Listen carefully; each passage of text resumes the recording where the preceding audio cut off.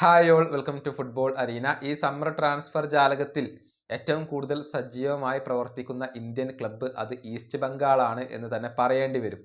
അതിൻ്റെ കാരണം വളരെ വ്യക്തമാണ്. കാരണം കഴിഞ്ഞ സീസണിൽ മോശം പ്രകടനമാണ് ഈസ്റ്റ് ബംഗാൾ നടത്തിയത്. അതേസമയം അവരുടെ ചിരവേരികളായ മോഹൻ ബഗാൻ കിരീടങ്ങൾ വാരിക്കൂട്ടുകയും ചെയ്തു. അതോടുകൂടി ആരാധകർ വലിയ പ്രതിഷേധങ്ങളായിരുന്നു ഉയർത്തിയിരുന്നത്.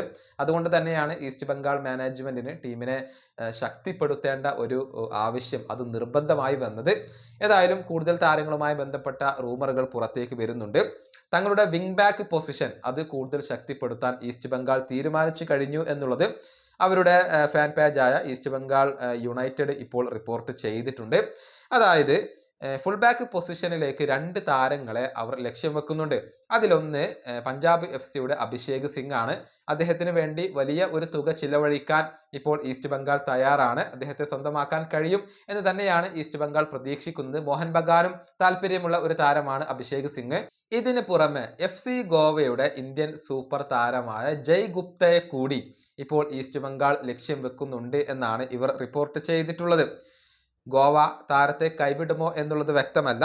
പക്ഷെ ജയ് ഗുപ്ത, അഭിഷേക് സിംഗ് ഈ 2 താരങ്ങളെയും ഒരുമിച്ച് ടീമിലെത്തിക്കാനാണ് ഇപ്പോൾ ഈസ്റ്റ് ബംഗാൾ ശ്രമിക്കുന്നത് എന്നാണ് അറിയാൻ സാധിക്കുന്നത്. ഇന്ത്യൻ താരങ്ങളുടെ ആ ഒരു ഡിപ്പാർട്ട്മെന്റ് ശക്തിപ്പെടുത്തുക എന്നതിന് വലിയ ഒരു പ്രാധാന്യം ഇപ്പോൾ അവർ നൽകുന്നുണ്ട്. വിദേശ താരങ്ങളെ അവർ എത്തിക്കുന്നുണ്ട്. ഷീൽസിനെ സ്വന്തമാക്കി എന്നുള്ള റൂമർ നേരത്തെ പുറത്തേക്ക് വന്നിരുന്നു. കൂടാതെ മികച്ച പല വിദേശ താരങ്ങളെയും അവർ കൊണ്ടുവരുന്നുണ്ട്. ഇതിനു പുറമെ ഇന്ത്യൻ താരങ്ങളെ കൂടി ശക്തിപ്പെടുത്തുക, അല്ലെങ്കിൽ മികച്ച ഇന്ത്യൻ താരങ്ങളെ കൂടി എത്തിക്കുക എന്നത് കൂടിയാണ് ഈസ്റ്റ് ബംഗാളിന്റെ ഇപ്പോഴത്തെ ലക്ഷ്യം. ഈ വീഡിയോ അവസാനിപ്പിക്കുന്നു. അടുത്തൊരു വീണ്ടും കാണാം.